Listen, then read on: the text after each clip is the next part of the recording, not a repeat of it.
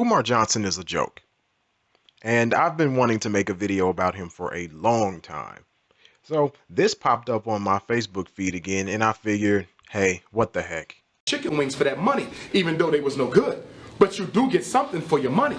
But when you put your money in the church bucket, what do you get back? Hope in a future after you die. Now, first of all, he's implying that money we give to the church is given in exchange for a product, like you do with businesses. But churches aren't businesses. They're non-profit organizations. The money you give is a donation.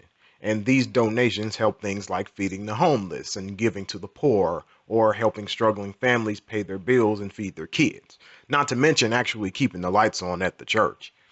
And I can't imagine Umar Johnson has something against donations.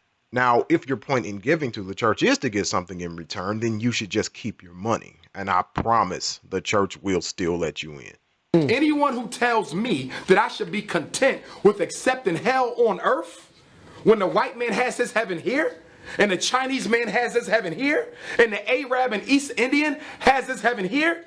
I really have to wonder what Umar considers hell on earth. I don't know the guy, but his lifestyle doesn't seem all that hellish to me.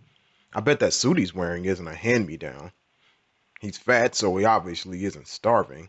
He was able to get an education, and since getting student loans would make him an enormous hypocrite, he must have been able to pay for it out of pocket. So what is your hell on earth, Umar? I'm curious. And they're even building their heaven in my ghetto? And you're telling me I got to die in order to experience what they are getting right now? Apparently, Umar Johnson thinks heaven is the equivalent of owning liquor stores or not having trouble getting a taxi. That's a religion I don't need, because that's a religion for servitude. Now, that's one thing he said that's actually true. Christianity is a religion for servitude. We are required to be selfless and help others rather than serving ourselves. Now, if that religion isn't for you, then that's fine. But you can't condemn the church for not serving the community and then say Christianity isn't for you because it's a religion of servitude. And so we have to put the black church to task and ask them, what are you doing without Jesus money? Well, I can answer that. There's actually a number of things. Let me tell you what they're doing with your Jesus money. Oh, you're going to tell me. Okay, well, as long as it's not some gross generalization based on little to no actual data. Every black church in America has their money in a white bank. It is the white banks that are funding the regentrification ethnic cleansing movement. I'm not even going to ask what a white bank is. I just want to know where you got the banking information of all 300,000 plus churches in America. So all of us go to church. We put $3 million in the church coffers every Sunday. $3 million goes to a white bank every Sunday. $3 million a week. Remember that number because it's going to be important. And guess what they do on Monday? They take $3 million of black people's white Jesus money, and they give loans to white land developers and businesses and entrepreneurs to come into the ghetto where the church is located, buy up all the property, and force grandma out on the street homeless. So what he's basically saying here is that banks give loans to entrepreneurs and land developers. You know who else banks give loans to? Black homeowners, black entrepreneurs. Even if these people were to place their money in black-owned banks, I have found no evidence that these banks only give loans to black people since, one, that's illegal, and two, it's a terrible business practice. So according to Umar's logic, you'd have to somehow get the confidential information on who your banks are giving loans to before you put your money in the bank. So yeah, good luck with that.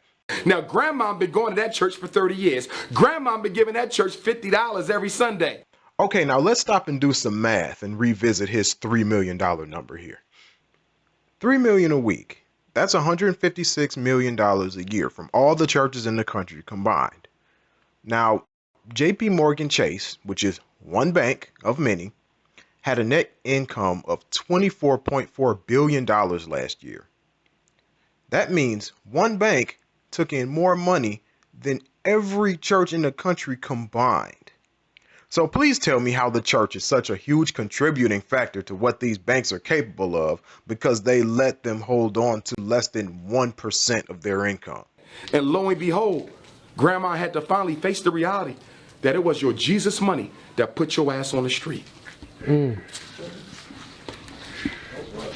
Umar Johnson talks about reality as if he lives in it. But how many times has that white Jesus money paid grandma's rent? And who owns the house she lives in? Is it the white bank who gave her a loan? If so, then that's her problem. That's what you get for putting your money in a white bank. You funded your own demise, Grandma. You should have given it to Umar Johnson's GoFundMe. But seriously, this is dumb. He's basically blaming the church for gentrification because churches put their money in major financial institutions. Never mind everything churches do for the community, and frankly, they don't bring in that much money unless it's a mega church, which make up less than half of 1% of the churches in the US. So no, this argument just doesn't work on any level.